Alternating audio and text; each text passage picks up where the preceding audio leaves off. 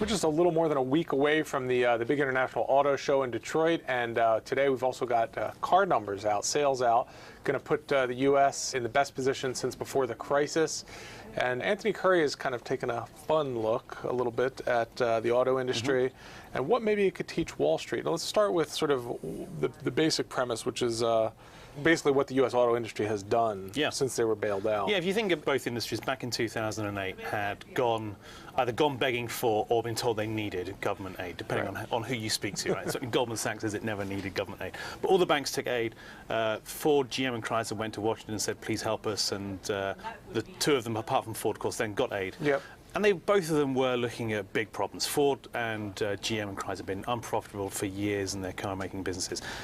Fast forward to now, and they're doing really well. They have trimmed everything. They've cut back what they needed to, with some controversy at times on how many people they laid off. But they've got themselves down to a position where they can be operationally profitable. Which has defied a lot of expectations. Absolutely. I mean, even in the presidential campaign, you know, Mitt Romney had said, let's not bail out Detroit.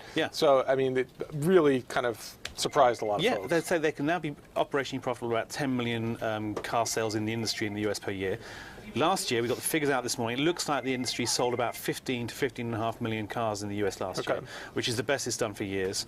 And these companies are churning out profits. So they've right-sized everything. They've got things on a decent trajectory. But what about, so now Wall Street? Wall Street, you look at the absolute numbers. Which you think got bailed out, obviously. Got bailed out. You look at some of the numbers for earnings, and the earnings look pretty good on an absolute basis.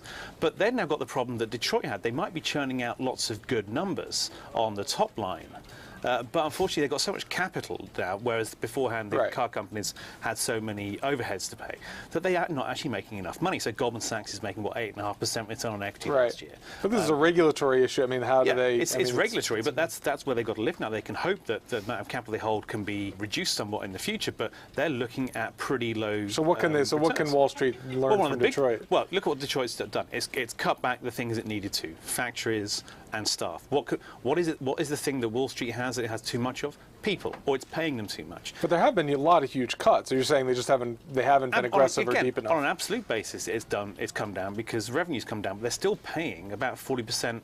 Between 35 and 45% of their revenue. If they cut that somewhat, akin to the auto companies cutting back on their main overheads, then they could do a lot better. So Goldman's return on equity of, what, 8.5% could go up to 12.5% for last year if it reduced its compensation burden by a quarter, which would still leave more than about a third of its revenue going to employees. And only one big bank, UBS, has really taken sort of Detroit-like they're saying we're getting revamp of the they're business. getting out of a lot of fixed income, which is a bit like Ford or General Motors saying we're going to cut X number of brands.